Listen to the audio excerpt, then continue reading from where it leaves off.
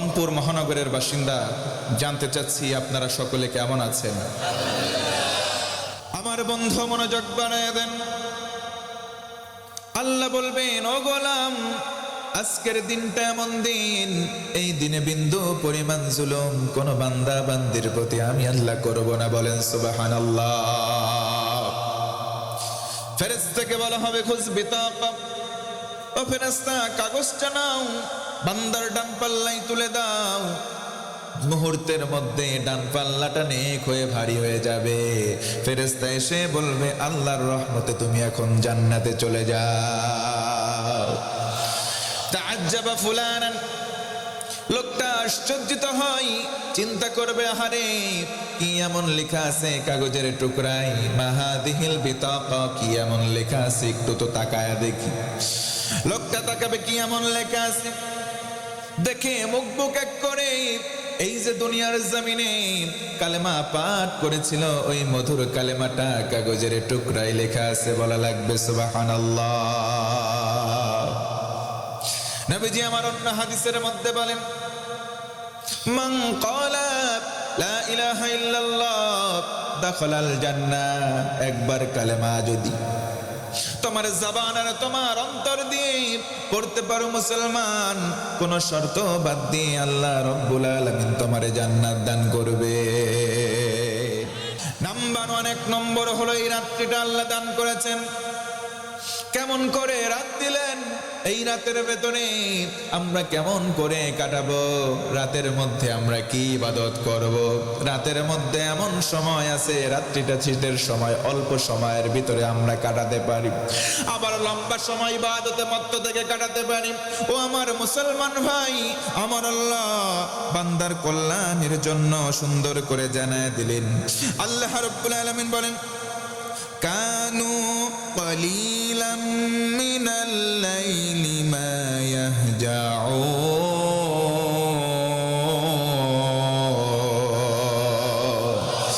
আমার আল্লাহ বলেন, ও গোলাম, যারা আল্লাহর পেয়ারা বান্দা হবে, যারা হবে আল্লাহর কাছের, তারা রাতের অল্প পরিমাণ ঘুমায় আর বেশি পরিমাণ ইবাদত করে। জোরে বলুন সুবহানাল্লাহ।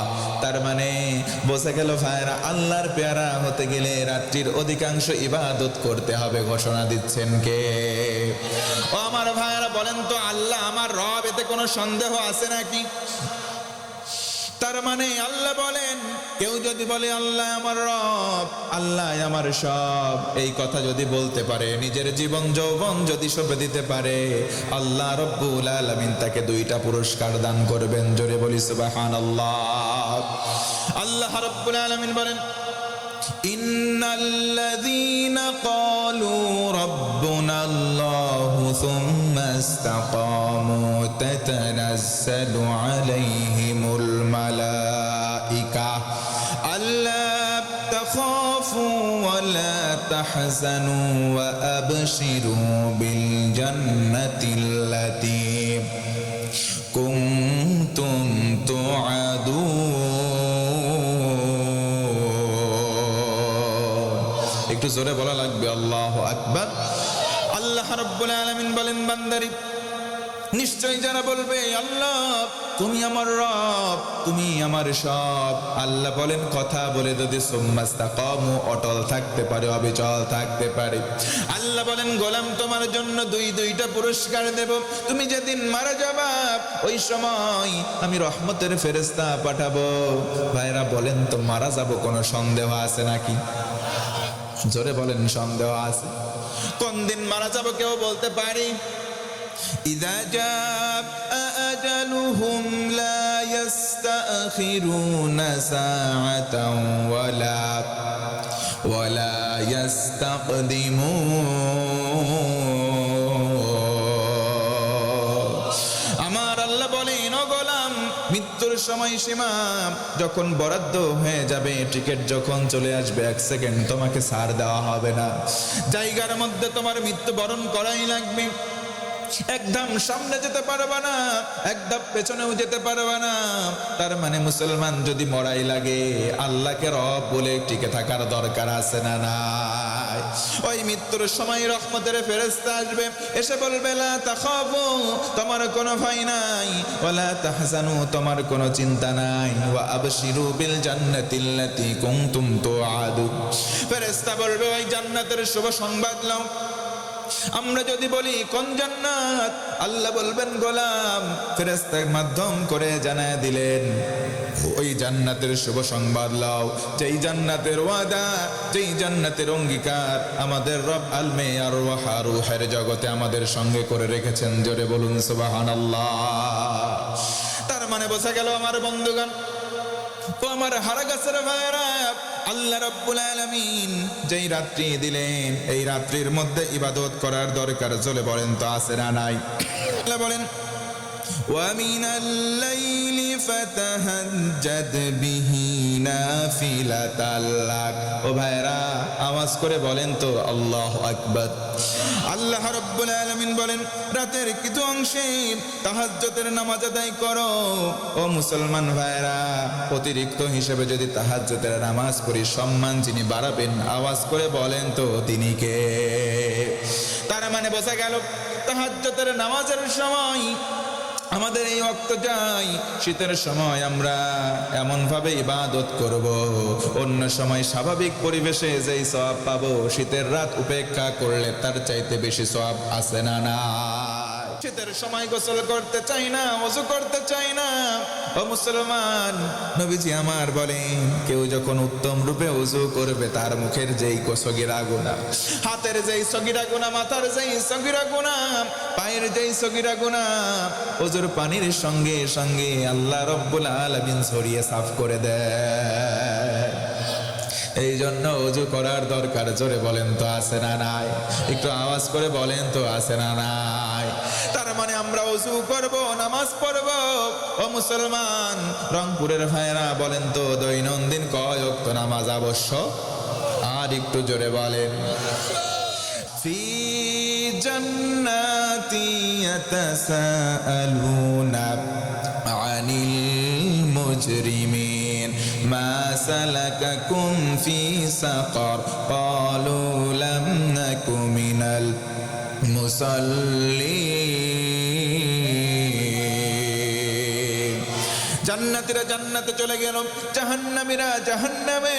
জান্নাতীরা বলবে ভাই জাহান্নামে কেন এসেছো? জাহান্নামীরা বলবে লাম নাকু মিনাল মুসাল্লিন, আমরা জমিনে নামাজ আদায় করি না, এই কারণে আমরা জাহান্নামে সাফারে এসেছি। এবার ভাইরা বলেন তো এই যে জান্নাতি দল আর জাহান্নামী দল, এই যে দুই দল, ও আমার ভাইরা রংপুরের বন্ধুগণ বলেন তো জান্নাতি আর জাহান্নামী দুই দল কি সমান হতে পারে? আরো জোরে বলেন পারে? লা ইয়াস্তাউই আসহাবুন নারি ওয়া আসহাবুল জান্নাহ, আসহাবুল জান্নাতি হুমুল ফাইজুন।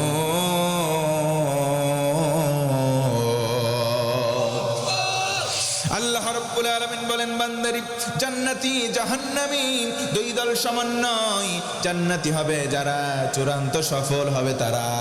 আওয়াজ করে একবার বলা লাগবে সুবহানাল্লাহ।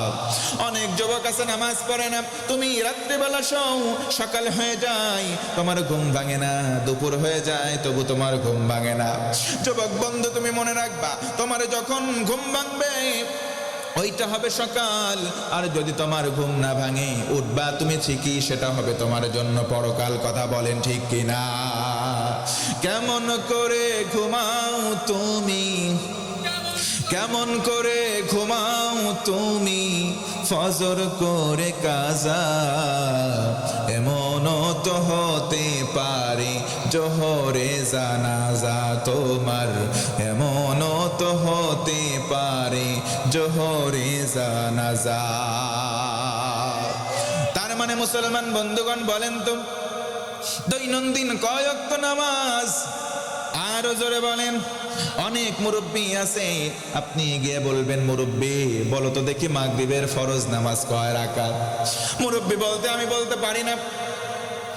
যদি বলেন মুরব্বী শুনলাম 2-3 দিন আগে ওই বিলবাড়ির মাঠে খন্ড জমি কিনেছ, মুরব্বী বলবে কিনছি মানে জমির দাগ নাম্বার এত, খতিয়ান নাম্বার এত, পরসা নাম্বার এত, আর এস রেকর্ড নাম্বার এত, এস রেকর্ড নাম্বার এত, দলিলের সব কিছু বলে দেয়। কিন্তু কয় রাকাত নামাজ কোন সময় পড়তে হয়, কোন ওয়াক্তের কয় রাকাত নামাজ এটা বলতে পারে না, আছে না নাই? আমি বলবো মুরব্বী মুরব্বী থামার সময় হলো, নামাজ ধরার সময় হয়েছে, কারণ গ্রামের ভাষায় তোমার এক ধাপ কবরে চলে গেছে। কথা বলেন ঠিক কিনা? এই জন্য বললাম ও মুরব্বী, ও মুরব্বী আপনি নামাজ ধরেন, জমি আপনাকে বাঁচাবে না।